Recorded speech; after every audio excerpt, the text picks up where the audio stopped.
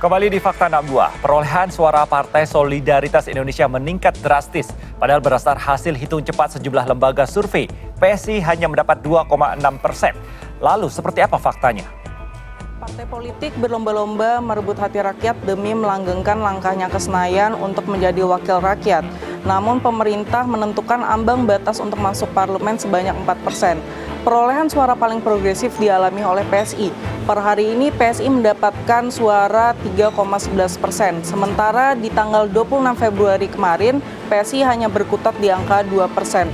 Apakah PSI dapat menduduki kursi parlemen?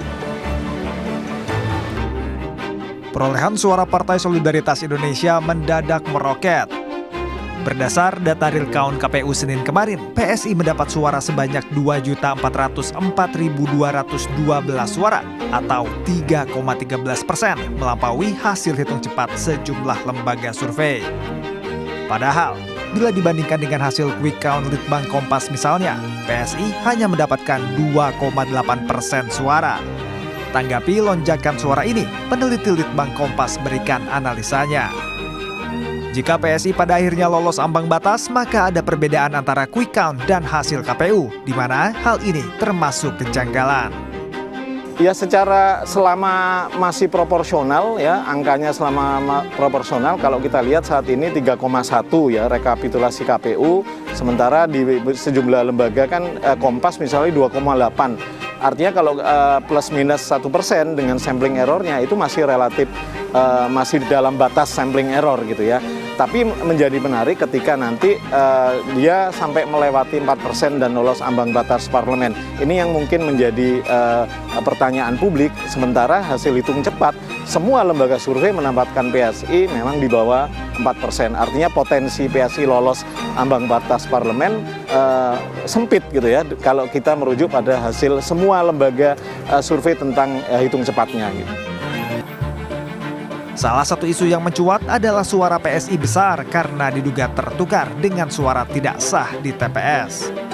Komisi Pemilihan Umum tanggapi soal isu ini. Mereka sebut jika ada data antara Sirekap dengan formulir C hasil pleno yang berbeda, maka akan disesuaikan dengan formulir C hasil pleno.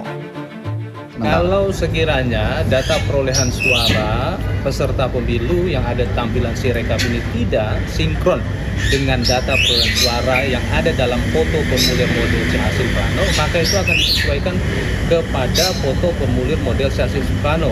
Dan dalam proses rekapitulasi secara berjenjang, khususnya di PPK, hal tersebut diakurasi. Pelaksanaan rekapitulasi perolehan suara peserta pemilu di tingkat PPK atau tingkat kecamatan itu dengan cara membuka satu persatu model formulir model C hasil plano, dan itu disaksikan oleh para saksi dan diawasi oleh pengawas pemilu kecamatan.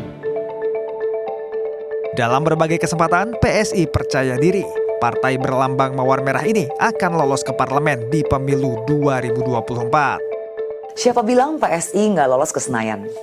Nah, jangan buru-buru ambil kesimpulan dulu ya.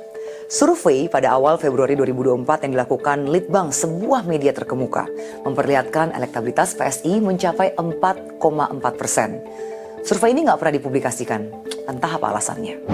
Lalu survei lembaga Spin menunjukkan bahwa PSI sudah berada di angka 4%. Survei dilakukan 5-8 Februari 2024 lalu. Sekarang kita lihat nih, hasil quick count. Pencapaian PSI 2,95-3% tergantung lembaganya. Dengan margin error 1%, berarti peluang PSI untuk lolos ke Senayan jelas masih terbuka. Kepada para pihak yang sedang menggiring opini, seolah PSI melakukan kecurangan dalam proses penghitungan suara. Kami hanya bisa bilang, jangan-jangan yang curiga begini karena mereka sendiri terbiasa melakukan kecurangan. Hasil quick count dari 6 lembaga survei menunjukkan suara Partai Solidaritas Indonesia di kisaran 2,7 sampai 2,9%. Hitung cepat bukan hanya merupakan cara untuk mengetahui hasil pemilu dengan cepat atau kontes adu cepat penghitungan suara, tetapi juga merupakan mekanisme pemantauan pemilu. Secara historis, hitung cepat lahir sebagai pembanding hasil pemilihan untuk mencegah penyalahgunaan kekuasaan oleh pemerintah. Tim Liputan melaporkan untuk NET.